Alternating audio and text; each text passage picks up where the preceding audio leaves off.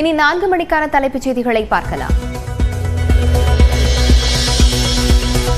தமிழக ஆளுநர் ரவிக்கு எதிராக தமிழக அரசு தொடர்ந்த வழக்கில் தீர்ப்பு ஒத்திவைப்பு. வாதங்கள் நிறைவடைந்த நிலையில் எழுத்துப்பூர்வ வாதங்களை 1 வாரத்துக்குள் தாக்கல் செய்ய இருதரப்புக்கும் உச்சநீதிமன்றம் உத்தரவு. சட்டப்பேரவையில் மீண்டும் நிறைவேற்றப்பட்ட மசோதாக்களை குடியரசுத் தலைவருக்கு எப்படி மீண்டும் ஆளுநர் அனுப்ப முடியும்? மத்திய அரசின் தலைமை வழக்கறிஞரிடம் உச்சநீதிமன்ற நீதிபதிகள் கேள்வி. சென்னை நீலாங்கரையில் உள்ள இல்லத்தில் தவேக தலைவர் விஜயுடன் தேர்தல் வியூக அமைப்பாளர் பிரசாந்த் கிஷோர் சந்திப்பு. 2026 சட்டப்பேரவை தேர்தலுக்கான வியூகங்கள் அமைப்பது குறித்து ஆலோசனை என தகவல். முதலமைச்சர் மு.க. ஸ்டாலின் தலைமையில் அமைச்சரவை ஆலோசனை. பட்ஜெட் மற்றும் முதலீட்டு திட்டங்கள் குறித்து ஆலோசிக்கப்பட்டதாக தகவல். அத்திக்கடவு அவிநாசி திட்ட பாராட்டு விழாவில் எம்ஜிஆர் ஜெயலலிதா புகைப்படங்கள் இல்லாததால் பங்கேற்கவில்லை. எடப்பாடி பழனிசாமி மீது அதிருப்தி என விமர்சனங்கள் எழுந்த நிலையில் முன்னாள் அமைச்சர் செங்கோட்டையன் விளக்கம். இபிஎஸ்க்கு நடந்த பாராட்டு விழா அனைத்து கட்சி விவசாயிகளும் உள்ளடக்கிய அமைப்பால் நடத்தப்பட்டதாக ஜெயக்குமார் விளக்கம். எம்ஜிஆர் ஜெயலலிதா படங்கள் இல்லை என செங்கோட்டையன் குற்றஞ்சாட்டியதார் பதில். அந்த திட்டம் எல்லா கட்சியை சேர்ந்த விவசாயிகள் இருக்கின்ற காரணத்தினால இதில் ஒரு அரசியல் கலப்பு இருக்கக்கூடாது என்ற வகையில் தான் இது அந்த கூட்டமே நடைபெற்றது. விவசாயிகளால் ஏற்பாடு செய்யப்பட்ட அந்த கூட்டம் நடைபெற்றது. எனவே அந்த வகையில் தான் இதை பார்க்க வேண்டும். எனவே அந்த வகையில் அதான் நான் இந்த கருத்து சொல்ல முடியும். எடப்பாடி பழனிசாமி மீது அதிமுக தலைவர்கள் வெறுப்புடன் இருப்பதாக அமைச்சர் ரகுபதி பேட்டி. ஈரோடு கிழக்கில் அதிமுக வாக்குகள் திமுகவுக்கு கிடைத்ததாகவும் விளக்கம். அண்ணா திராவிட முன்னேற்ற கழக தொண்டர்கள் இன்றைக்கு தமிழகத்திலே திராவிட இயக்கத்தை காப்பாற்றி நிலைநிறுத்தக்கூடிய ஆட்சி, திராவிட மாடல் ஆட்சியை நடத்தி கொண்டிருக்கிற தலைவர் தளபதியினுடைய ஆட்சிதான் என்பதை உணர்ந்து இன்றைக்கு வாக்களித்திருக்கிறார்கள். ஏன்னா எப்பவுமே அவங்க வேற யாருக்கு ஓட்டு போட மாட்டாங்க. முதல் முறையாக வாக்களித்திருக்கிறார்கள். அந்த வாக்குகள் அனைத்தும் இன்றைக்கு திமுக கூட்டணிக்கு தான் கிடைத்திருக்கிறது. மணிப்பூர் மாநிலத்தில் கலவரத்தை கட்டுப்படுத்த தவறியதற்கு பிரதமர் மோடியும் உள்துறை அமைச்சர் அமித்ஷாவும் பொறுப்பேற்க வேண்டும். மாநிலத்தின் அடுத்த முதல்வர் அமைதி திரும்புவதை உறுதி செய்யவும் கனிமொழி எம்பி வலியுறுத்தல். பெரியார் குறித்த சர்ச்சை கருத்து புகாரில் நாம் தமிழர் தலைமை ஒருங்கிணைப்பாளர் சீமானுக்கு சமன். வரும் வெள்ளிக்கிழமை வடலூரில் உள்ள காவல் நிலையத்தில் ஆஜராக உத்தரவு.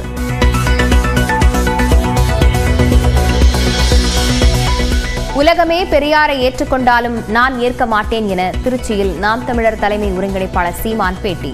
பெரியார் வேண்டுமென்று விரும்புபவர்கள் கட்சியை விட்டு செல்லலாம் என்று காட்டம்.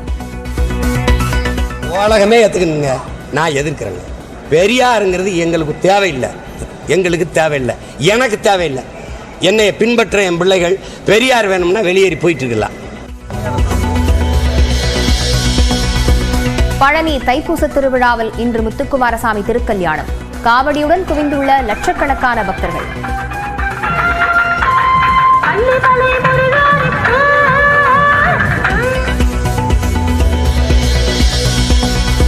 கடலூர் மாவட்டம் வடலூர் தைப்பூச திருவிழா கொடியேற்றத்துடன் தொடக்கம். வள்ளலாருக்கு நிலம் வழங்கிய பார்வதிபுரம் கிராம மக்கள் மேளதாளங்கள் முழங்க சீர்வரிசை எடுத்து வந்து வழிபாடு.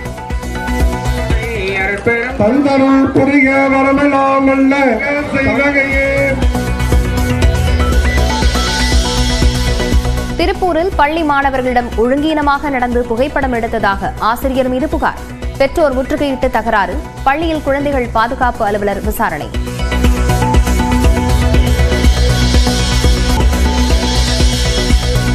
ஊதிய ஒப்பந்தம் தொடர்பாக ஊழியர்களுடன் பிப்ரவரி 13 போக்குவரத்து துறை பேச்சுவார்த்தை. சென்னை குரோம்பேட்டையில் உள்ள பணிமனையில் நடைபெறும் என்று அறிவிப்பு.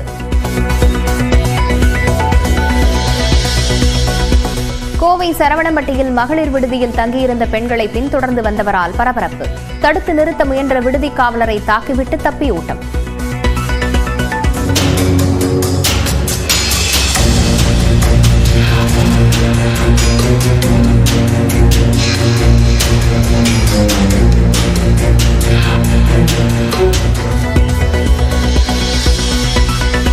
மகா மகா கும்பமேளாவில் புனித நீராடினார் குடியரசுத் தலைவர் திரௌபதி முர்மு.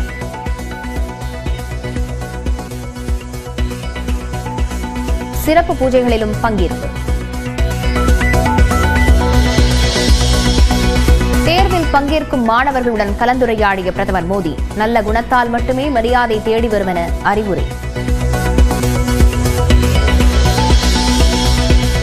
64,000 ரூபாயை நெருங்கியது ஒரு சவரன் தங்கம். ஒரே நாளில் 280 ரூபாய் உயர்ந்து 63,840 அதிகரிப்பு.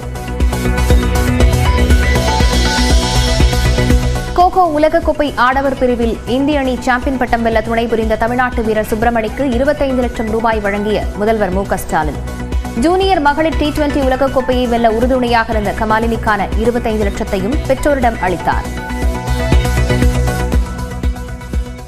தவிக தலைவர் விஜய் தனது இல்லத்தில் தேர்தல் வியூக அமைப்பாளர் பிரசாந்த் கிஷோருடன் ஆலோசனை நடத்தி வருகிறார்.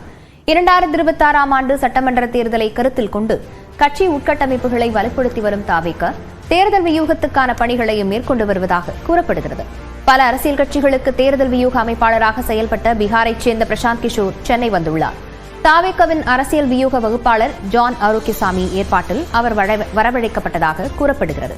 சென்னை நீலாங்கரையில் உள்ள வீட்டில் விஜயுடன் பிரசாந்த் கிஷோர் ஆலோசனை நடத்தி வருகிறார்.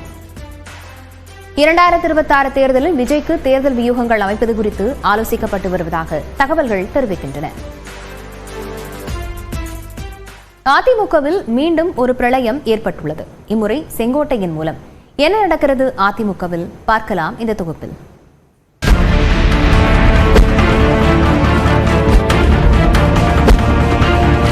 நான் புறக்கணிக்கவில்லை, அங்கே செல்லவில்லையே தவிர இந்த கவனத்திற்கு அந்த அத்திக்கடவு அவனாட்சி திட்டத்தினுடைய அந்த கூட்டுக்குழுவிற்கு அன்றைய வருகை தருகிற போதே அது அவருடைய கவனத்திற்கு நான் சொல்லியிருக்கிறேன். செங்கோட்டையனின் இந்த அதிருப்திக்கு காரணம் கோவை அருகே நடைபெற்ற விழாதான். அத்திக்கடவு அவிநாசி திட்டம் நிறைவேற்றப்பட்டதற்கு அதிமுக பொதுச் செயலாளர் எடப்பாடி பழனிசாமிக்கு நன்றி தெரிவிக்கும் விதமாக கோவை அன்னூர் கஞ்சப்பள்ளி பிரிவில் விவசாய சங்கங்கள் சார்பில் விழா நடத்தப்பட்டது. இந்த விழாவில் அதிமுகவின் மேற்கு மாவட்டங்களைச் சேர்ந்த முக்கிய தலைவர்களும் ஆஜரான நிலையில் ஒருவர் மட்டும் மிஸ்ஸிங்.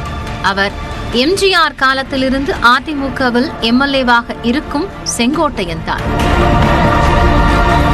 எம்ஜிஆர் அதிமுகவை தொடங்கிய பிறகு 1977 ஆண்டு முதல் இருமுறை தவிர்த்து தொடர்ந்து எம்எல்ஏவாக இருந்தவர். எம்ஜிஆரின் தீவிர விசுவாசியான செங்கோட்டையன் இபிஎஸ் பங்கேற்ற விழாவில் எம்ஜிஆர் ஜெயலலிதா படங்கள் இடம்பெறாததாலேயே தான் விழாவில் பங்கேற்கவில்லை என விளக்கம் அளித்தார்.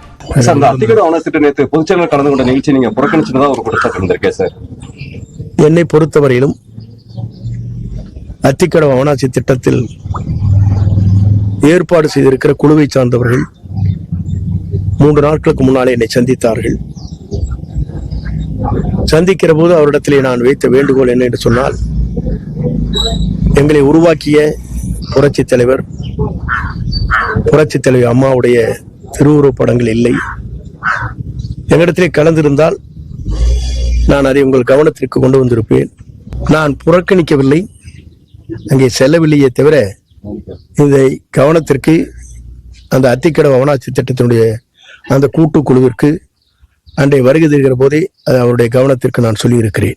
ஆனால் இபிஎஸ் பங்கேற்றது அதிமுக விழா அல்ல என முன்னாள் அமைச்சர் ஜெயக்குமார் விளக்கம் அளித்தார்.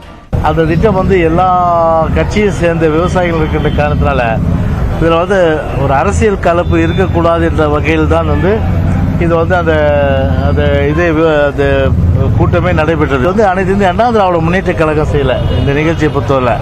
இந்த நிகழ்ச்சியை பொறுத்தவரை பார்த்தீங்கன்னா முழுக்க விவசாயிகள் கூட்டமைப்பு தான் ஏற்பாடு செஞ்சது. ஏன்னா விவசாயிகள் கூட்டமைப்பு சர்வ கட்சி, எல்லா கட்சியும் அதில் இருக்காங்க. எனவே அந்த வகையில் தான் இந்த கருத்தை நான் சொல்ல முடியும். ஜெயலலிதாவின் தொண்டனாக செங்கோட்டையனின் கருத்தை ஏற்பதாகவும் அதிமுகவிற்கு 2026 ஆண்டு எடப்பாடி பழனிசாமி மூடு விழா நடத்துவார் என்றும் அமமுக பொதுச் செயலாளர் டிடிவி தினகரன் கூறியுள்ளார்.